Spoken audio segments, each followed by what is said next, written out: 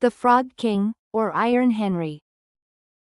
In old times, when wishing still helped one, there lived a king, whose daughters were all beautiful.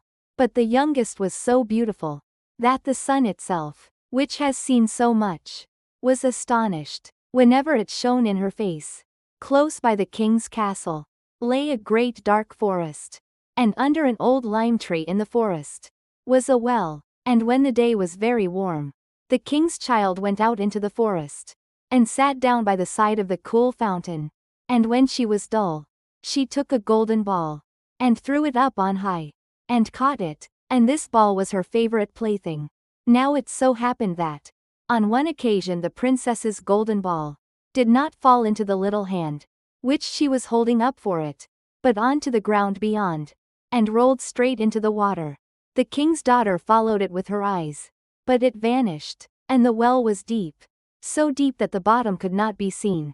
On this she began to cry, and cried louder and louder, and could not be comforted.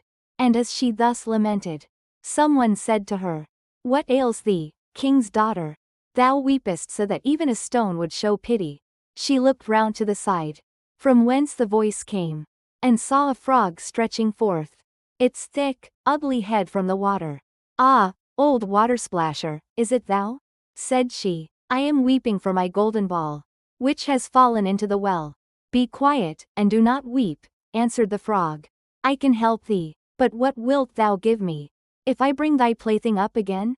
"Whatever thou wilt have, dear frog," said she. "My clothes, my pearls and jewels, and even the golden crown, which I am wearing." The frog answered, "I do not care for thy clothes, thy pearls and jewels, or thy golden crown, but if thou wilt love me, and let me be thy companion and playfellow, and sit by thee at thy little table, and eat off thy little golden plate, and drink out of thy little cup, and sleep in thy little bed, if thou wilt promise me this, I will go down below, and bring thee thy golden ball up again." "Oh yes," said she, "I promise thee all thou wishest, if thou wilt but bring me my ball back again." She, however, thought, "How the silly frog does talk. He lives in the water, with the other frogs, and croaks, and can be no companion to any human being." But the frog, when he had received this promise, put his head into the water, and sank down, and in a short while came swimming up again, with the ball in his mouth, and threw it on the grass. The king's daughter was delighted to see her pretty plaything once more, and picked it up, and ran away with it. "Wait, wait," said the frog. "Take me with thee, I can't run as thou canst." But what did it avail him? To scream his croak, croak, after her, as loudly as he could? She did not listen to it, but ran home, and soon forgot the poor frog, who was forced to go back into his well again.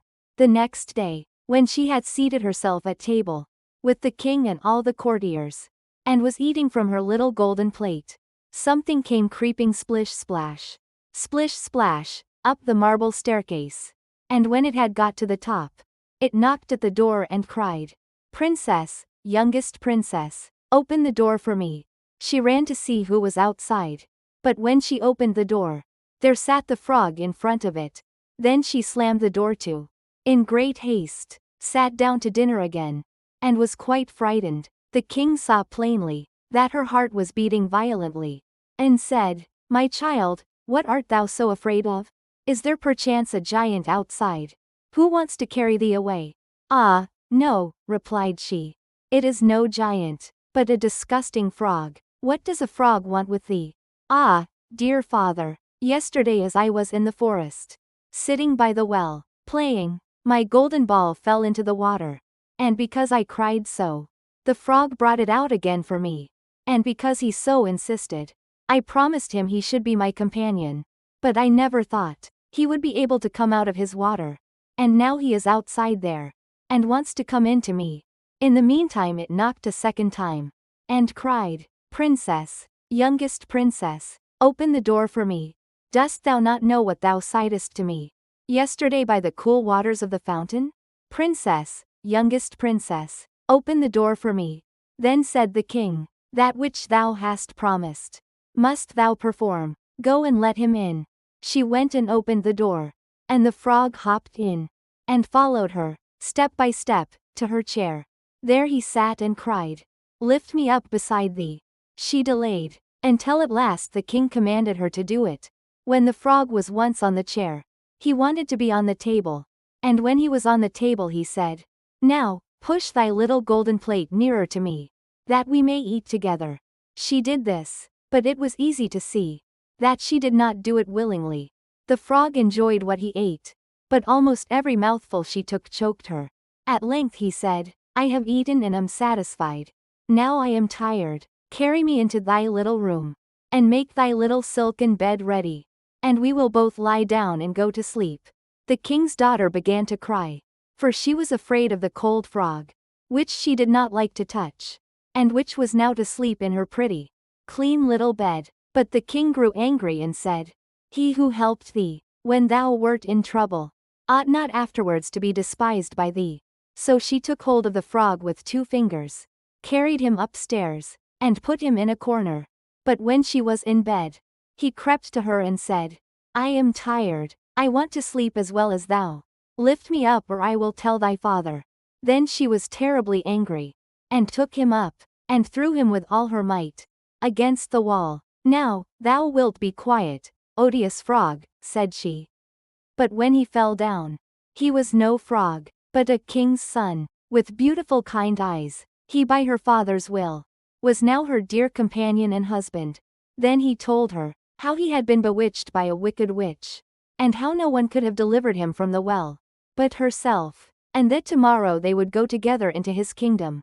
Then they went to sleep, and next morning, when the sun awoke them, a carriage came driving up, with 8 white horses, which had white ostrich feathers on their heads, and were harnessed with golden chains.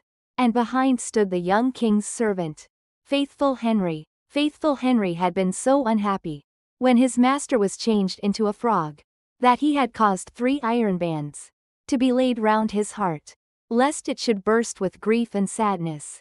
The carriage was to conduct the young king into his kingdom. Faithful Henry helped them both in, and placed himself behind again, and was full of joy because of this deliverance. And when they had driven a part of the way, the king's son heard a cracking behind him, as if something had broken. So he turned round and cried, "Henry, the carriage is breaking." "No, master, it is not the carriage. It is a band from my heart, which was put there in my great pain, when you were a frog, and imprisoned in the well." Again and once again, while they were on their way, something cracked, and each time the king's son thought the carriage was breaking, but it was only the bands, which were springing from the heart of Faithful Henry, because his master was set free, and was happy.